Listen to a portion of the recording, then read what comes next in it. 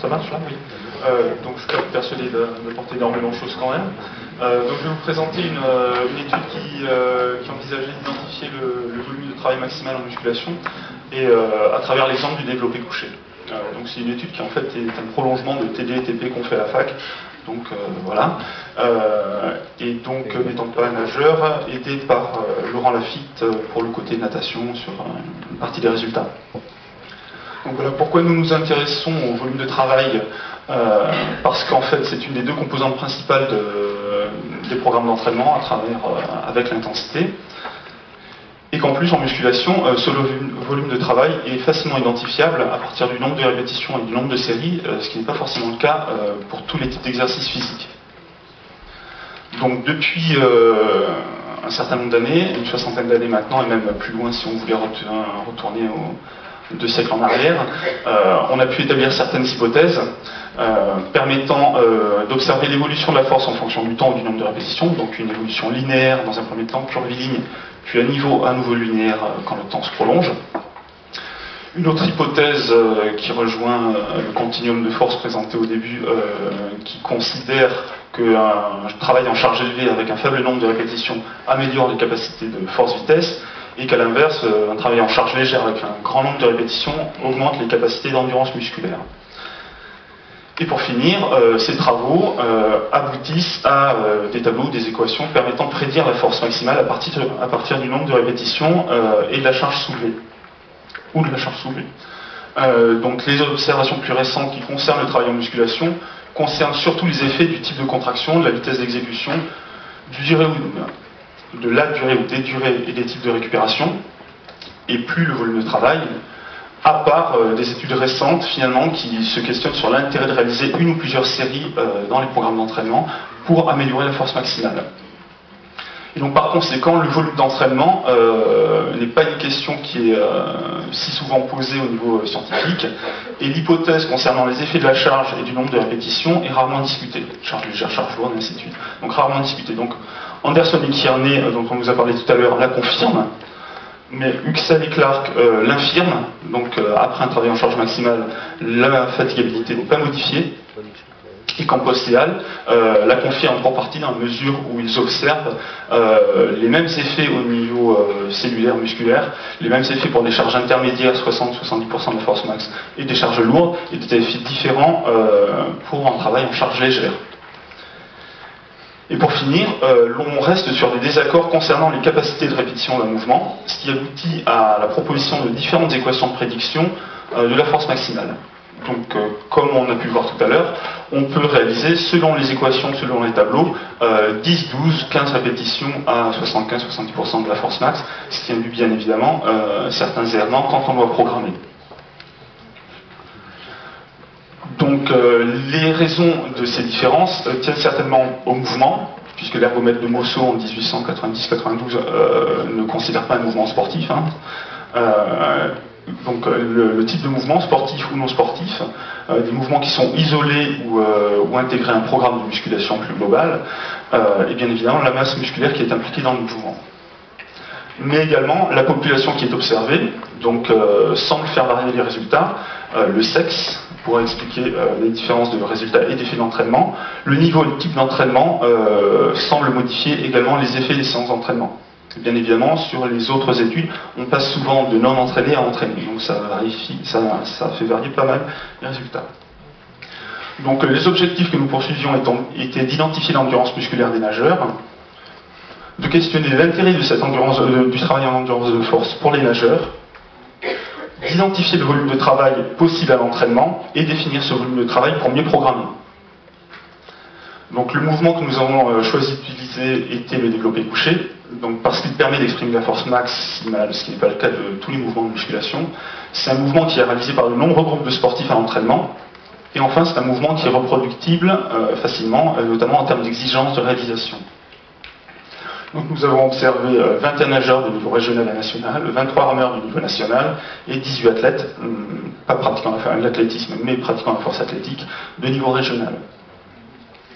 Donc les tests qui ont été réalisés étaient la force maximale, l'évaluation de la force maximale, RM1, Puis ensuite, après récupération complète et sur 2 séances distinctes, l'évaluation du nombre de répétitions maximales à 85, 60, 75, 60, 40% de force max.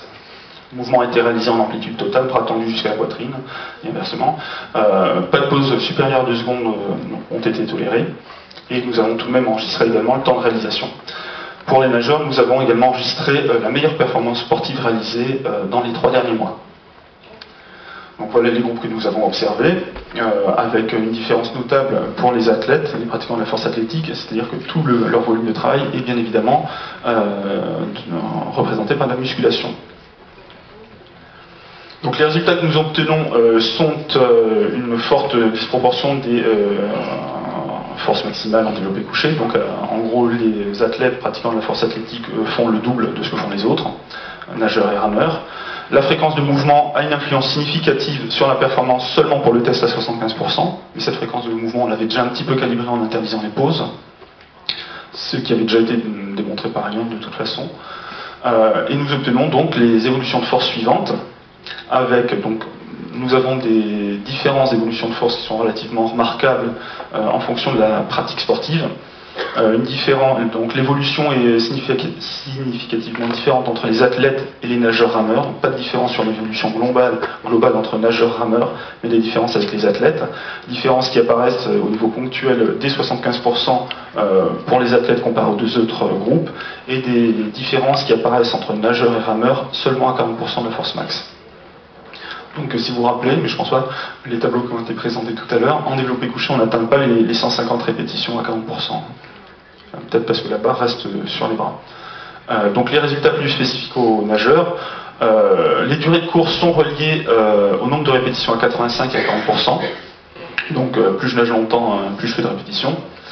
Et ensuite, les performances sportives des sprinters, et pas de la globalité des sujets, rapportées à la table de cotation fédérale. Donc cette performance sportive est reliée à la charge totale déplacée à 40%. Donc charge totale déplacée, la masse multipliée par le nombre de répétitions réalisées. Donc relation à 40%. Donc conclusion pour cette partie, c'est que les nageurs ont un profil d'endurance développé, par rapport au paysage sportif qu'on avait là, en tout cas, qui est comme très global.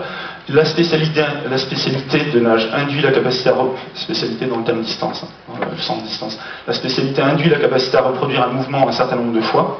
Donc il pourrait y avoir un profil spécifique de la distance de nage ou la durée de compétition. Et enfin, la relation charge déplacée performance sportive n'apparaît que pour un pourcentage. Charge déplacée performance sportive n'apparaît que pour un pourcentage de force max faible. Donc on arrive à une deuxième partie. Nous avons défini le volume de travail à partir du nombre de répétitions, mais pas à partir du nombre de séries.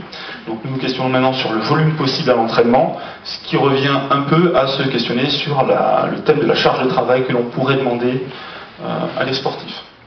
Donc pour ce travail, nous avons observé les résultats de 5 étudiants STAPS. Nous avons évalué chez ces étudiants la force max en développé couché, le nombre de répétitions max comme précédemment, et réévalué ces 2 valeurs, ces 2 performances, après 5, 9 et 12 séances d'entraînement.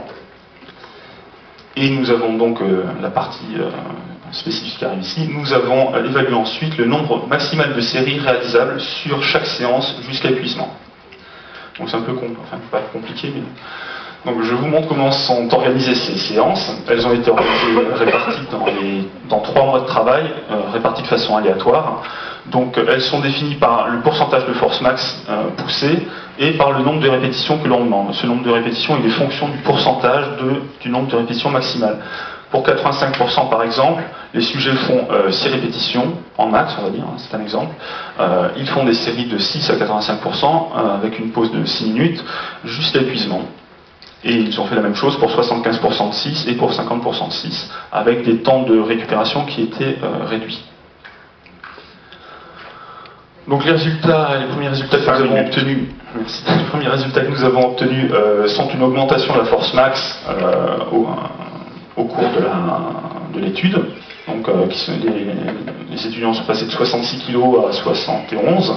Le nombre de répétitions maximales a été enregistré et faisait apparaître un profil bien moins endurant que les nageurs et bien moins fort que les pratiquants de la force athlétique. Et enfin, le nombre de répétitions maximales réalisées n'a pas été modifié de manière significative par les séances réalisées. Donc voilà les séances. Donc chaque point correspond à une séance réalisée jusqu'à épuisement. Chaque courbe, si on peut parler de courbe, chaque courbe représente un pourcentage de la force max.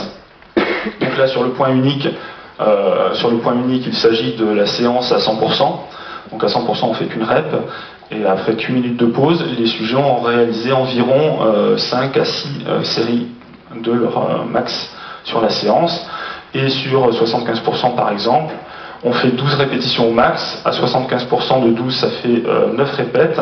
Donc des séries de 9 répètes à 75%, il y en a encore 5 à 6 qui ont été réalisées avant l'épuisement et le fait de ne plus pouvoir reproduire de séries complètes.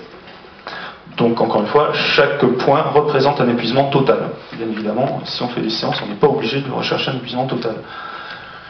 Donc le résultat principal de cette étude est qu'aucune relation statistique n'apparaît entre le nombre de répétitions maximales et le nombre de séries maximales.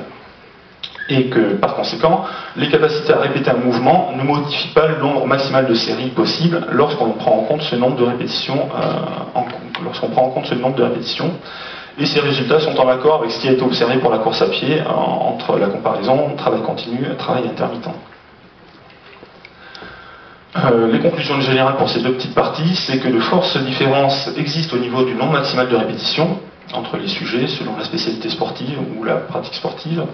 Ce nombre maximal de répétitions met en lumière des capacités individuelles, donc qui sont induites par l'entraînement et induites par des qualités individuelles innées. Et ensuite, lorsque ce nombre maximal de répétitions est pris en compte, alors le nombre de séries possibles n'est pas différent d'un individu à l'autre. A l'inverse, cela signifie que si l'on ne prend pas en compte le nombre de répétitions maximales, le nombre de séries possibles est différent d'un individu à l'autre, et donc l'épuisement ne sera pas le même. Donc si la séance d'entraînement proposée doit induire le même épuisement pour chaque individu, alors le nombre maximal de répétitions devrait être pris en compte. On peut faire aussi inversement, on peut demander à l'individu de faire plus de séries que les autres. Donc petit aparté, c'est ce qui est supposé, la notion de volume apparaît lorsqu'on demande à réaliser des séances de 10 x 10, où on est censé baisser de charge sur chaque série de 10 pour pouvoir réaliser déjà la série complète, et puis pour pouvoir aller donc au bout de la séance. Donc ça veut dire qu'au bout de 3 séries on change, on diminue, au bout de 6 on change, au bout de 9 on change, ainsi de suite. Et donc on change pour ne pouvoir faire que 10 répètes et pas 12 ni 8.